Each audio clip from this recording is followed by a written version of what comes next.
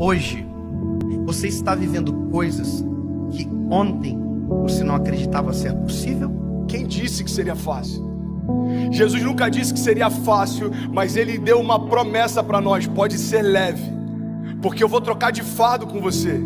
Eu já troquei de lugar com você na cruz. Então aquilo que você merecia receber, eu já recebi. E aquilo que eu merecia por parte do meu Pai, eu entreguei para vocês. Mas isso não significa que vai ser fácil, irmão.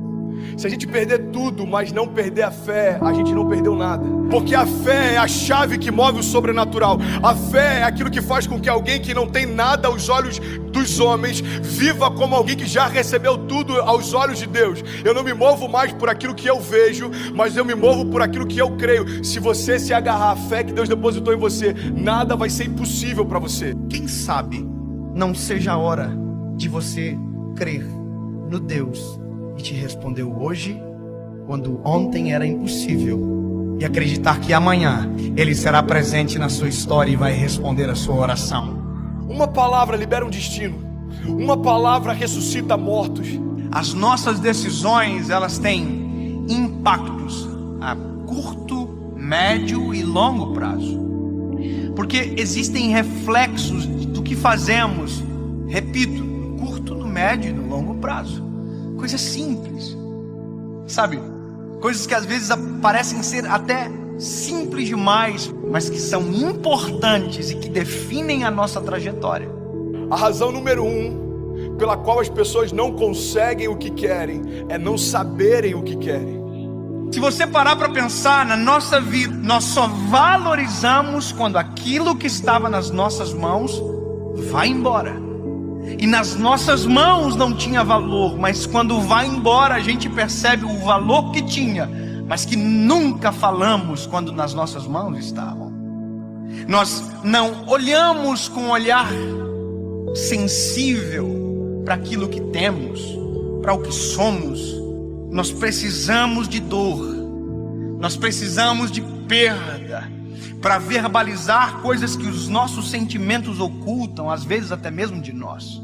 Por que você murmurava ao invés de você declarar aquilo que você desejava ver? A fé não é a gente constatar o que está acontecendo, é a gente declarar o que vai acontecer.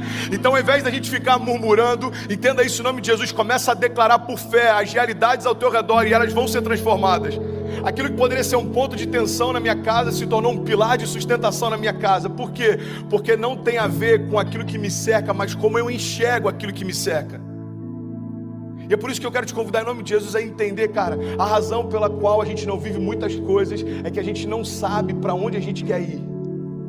Às vezes você já está num lugar onde um dia você sonhou que esse lugar traria para você plenitude. Aí agora você já está ansioso com um novo futuro. Aí quando o futuro chega, você já está ansioso com um novo futuro. Sabe uma das coisas que eu mais tenho visto na minha geração? Quando aquilo que um dia era futuro se torna presente, ele está encontrando a gente ausente, porque a gente já está sonhando com um novo futuro desejado. É dolorido falar isso, mas já parou para pensar que tem gente que só vai entender a preciosidade da vida quando a de alguém de muito perto for ceifada? Eu não sei se você já teve a experiência de ir a um velório, mas vá a um velório, é pedagógico. Você sai do velório muito mais amoroso, você sai do velório muito mais sensível, muito mais grato. Você agradece o ar que respira quando descobre que a pessoa que está no caixão faltou o ar para viver. Você valoriza o coração que bate no peito. Você valoriza a esposa que você tem. E às vezes só se valoriza quando perde. Você verbaliza, às vezes, palavras fora de hora. Vá a um velório onde alguém que perdeu o pai e que nunca disse que o amava, para você ver a dor que é. Ele abraça o caixão, ele grita: eu te amo! Mas essa palavra não surte mais nenhum efeito, porque quem precisava ouvir não ouve mais. Porque tem coisas que só valem enquanto há tempo, fora de tempo não vale mais. O seu posicionamento define os seus limites. Sabe, isso está ligado à tua fé, isso está ligado à tua família, isso está ligado ao teu chamado. O teu posicionamento define os seus limites. Tem milagres que você está esperando que aconteçam, mas você não deu os primeiros passos de fé para que eles se realizem. Tem romper que você está esperando que se manifeste, mas você ainda não deu os primeiros passos de fé para que ele aconteça. Tem momentos, irmão, que a gente está clamando para que Deus mande a chuva, mas a gente nem preparou a terra ainda. E Deus está falando: ei, se eu mandar a chuva do jeito que os campos estão, eu vou destruir a tua plantação, eu não vou te abençoar com isso. É Deus falando: ei, se prepara para receber aquilo que eu quero derramar, se prepara para receber aquilo que eu vou derramar sobre você. Você precisa se posicionar na direção do teu milagre.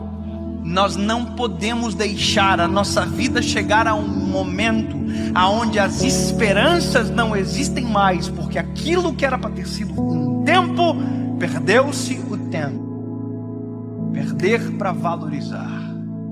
Nós não precisamos disso. Nós não precisamos, deixar ir embora para perceber a importância que tinha quando estava perto. Alguém que não é rei ainda, mas já se porta como tal, está preparado para assumir o trono. Você quer um exemplo claro? Deus unge Davi.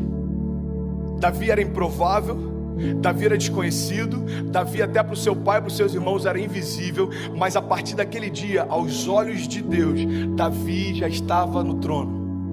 Só que aos olhos dos homens, olha para mim em nome de Jesus, como demorou um período entre a unção de Davi e Davi assumir o reinado. Aos olhos dos homens, os homens olhavam para o trono e viam Saul. Aos olhos de Deus, o trono estava vazio, irmão, porque o rei que era por direito ainda não havia se assentado lá. Ei, Deus está falando: tem tronos que você está olhando e parece que estão ocupados, aos meus olhos já foram esvaziados. Não se mova por aquilo que o homem vê. Eu não vejo como o homem vê. Talvez você está olhando para uma situação e ela parece intransponível. Jesus já está olhando lá na frente e já foi vencida. E Ele está falando: ei, você está preocupado por conta dessa crise? Eu conheço o teu futuro. Eu sou aquele que, eu não tenho, entendi isso, irmão. Jesus, Ele não está na eternidade, a eternidade está em Jesus. Então Ele conhece a eternidade passada, a eternidade futura. É por isso que algumas crises para os céus não fazem sentido, porque às vezes uma crise financeira abate a gente, mas Jesus já sabe o que está te esperando na estação seguinte. E Ele está falando para a gente nessa manhã: ei, você está preocupado por conta dessa crise? Filho, eu desenhei a tua história, eu sei aonde você vai, fica tranquilo. Pare de reclamar daquilo que você ainda não se moveu para viver. Pare de reclamar do resultado de escolhas que você não fez. Para você viver a vida que você deseja, você precisa abrir mão da vida que você leva. 2 Crônicas 7,14 diz: se o meu povo, que se chama pelo meu nome, se humilhar e orar e buscar a minha face e se afastar dos seus maus caminhos, dos céus eu ouvirei, perdoarei os seus pecados e eu sararei a sua terra. Existe uma condicional. Deus está dizendo: olha, se o meu povo, que se chama pelo meu nome, se humilhar e clamar e se arrepender, o que Ele está dizendo é o seguinte: se você der os passos de fé, os céus vão reagir àquilo que você está se movendo. Evangelho não tem a ver com conforto.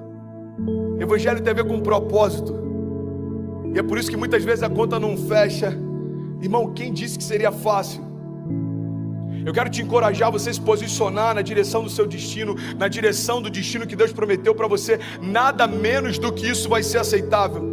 Salmo 126, versículo 5 diz: aqueles que semeiam com lágrimas, com cantos de alegria colherão. Aquele que sai chorando enquanto semeia, voltará com cantos de alegria, trazendo seus feixes. Mas eu não posso fazer por você aquilo que só você pode fazer.